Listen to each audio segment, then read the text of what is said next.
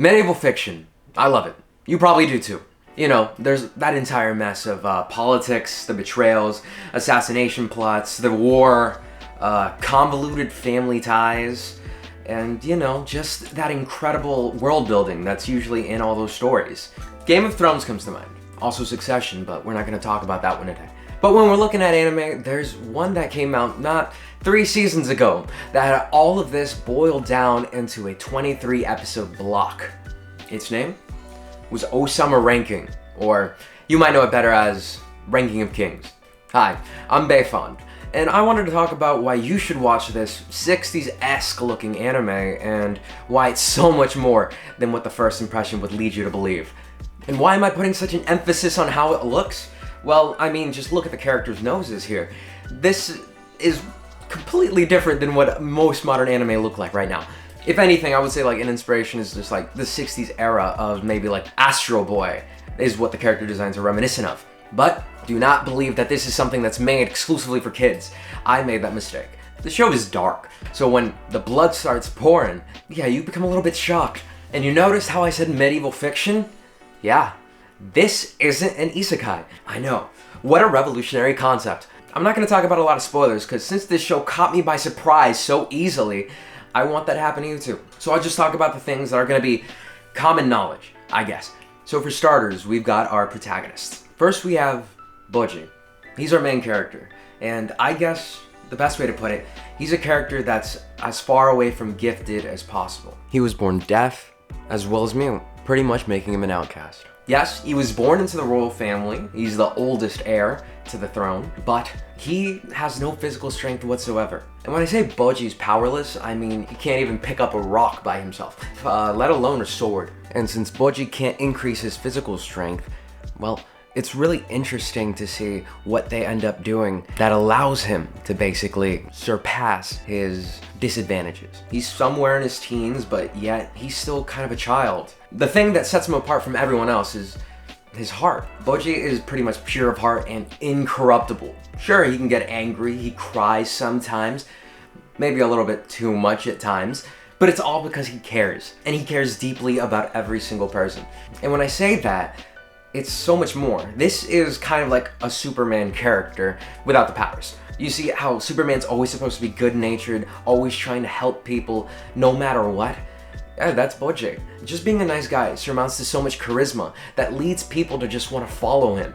Again, kind of like a Superman-esque kind of character. But to be honest, Boji sometimes is a little bit too kind for his own good. On the other hand, we have his partner in crime, or well, partner in trying to get to the throne, Kage. He's like this shadow species kind of being. You know, first meet him, he's a bit of a jerk, but what you'll see soon is also, first impressions don't just come with the art style, they come with just how the characters are. You might hate someone when they're first introduced, and then maybe the next episode down, you're gonna love them. Kage, under normal circumstances and probably any other series, I would have easily, hands down, labeled him best boy. But I mean, due to the appearance of another prince character that I will not mention due to potential spoilers, he takes a step back because this prince, known for, you know, his devilish good looks, that's the one you gotta look out for. Kage is someone that under normal means would never be friends with Boji. I guess you could say they became friends by chance, but maybe it was fate. And together, this throne successor and this petty thief go on a journey. Yeah, but there's a lot more that goes to it than that. For starters, there's the whole, like, you know, supporting characters thing. And like I said before, when you first meet them, you might think that they're just complete assholes. Like, to bring a few up in particular, there's gonna be Queen Hilling, who seems just like the most abusive person to Boji, even though you infer that this is supposed to be his mother. She's cold and her words are mean when she speaks to him. Very stern personality that doesn't mess around. It's almost like she wants to control his every move. No, I mean, she's there, but I'm not bringing her up. What you see later is that you figure out where she's coming from. You know where her words are stemming from and what her intentions are, and necessarily she's not trying to hurt him. If we keep going into like the apparent antagonist of the show for the beginning, there's Prince Daida, Boji's younger brother. Oh, and what's this? He's also blonde, more than just a little bit of a jerk, arrogant. I mean, kind of, to be frank, died as a bit of an asshole. Seems to take a lot from his mother.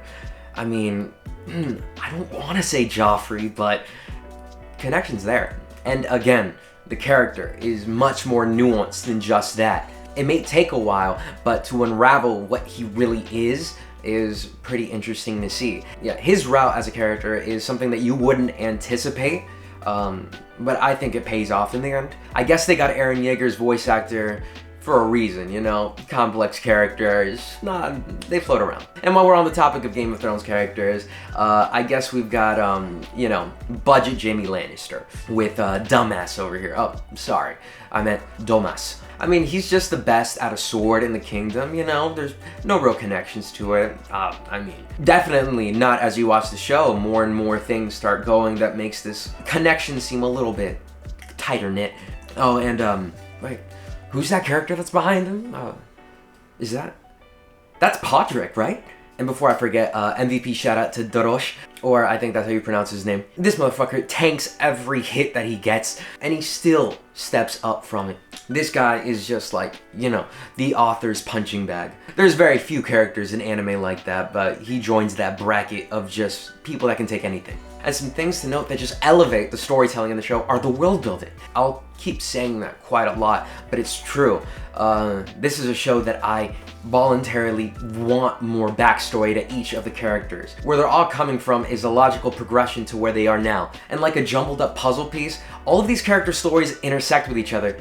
You just don't really know how yet. The show definitely is a shonen anime through and through.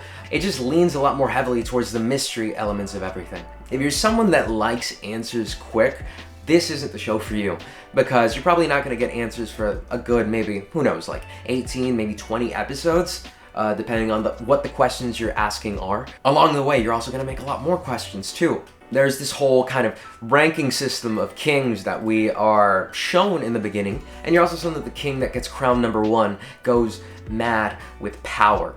That kind of takes like a step back for the rest of the show, so that we can see just like how the world's kind of functioning in this specific kingdom, the kingdom of Boss, where we spend most of our time. But then there are other places, there's the underworld, other kingdoms on the surface as well, with like wizards and magic. There are even foes that are hinted to be coming on later that we can just like anticipate, like, oh, so after this season, that must be the logical end goal, right?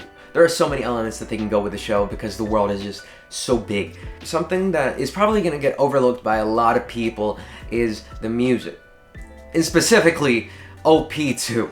I bring that up because goddamn, that OP has one of the best build-ups that I've heard in quite a long time. When it drops,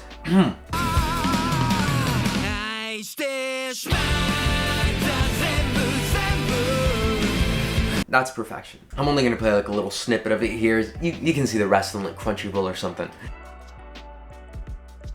I guess in the shortest way, the story is Boji trying to become king, lack of strength, and befriending people along the way.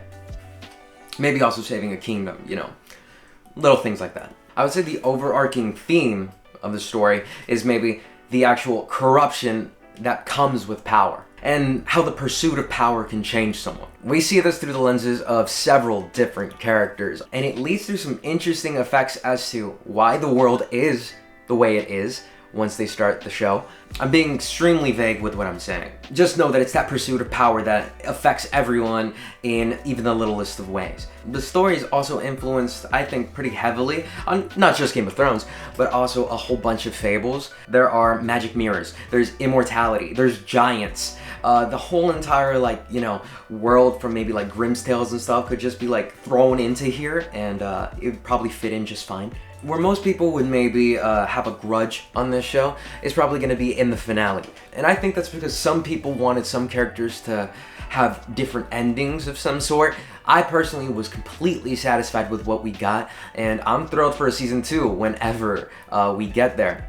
I say that because, well, season 2 might be quite a ways away. Where the anime ended in its 23 episodes was just on the cusp of catching up to the actual manga. So, the answer to when we're gonna get a season 2 is gonna be when there's enough source material for us to catch up on. Just as simple as that. I mean, by no means is this a perfect show, but I liked it enough that I wanted to rewatch it right after the first viewing. So, give this show a shot. maybe you might enjoy it a lot too. And if you do, just tell me some more connections to Game of Thrones that you see. You know, I'm just dying to know. So, see y'all next time.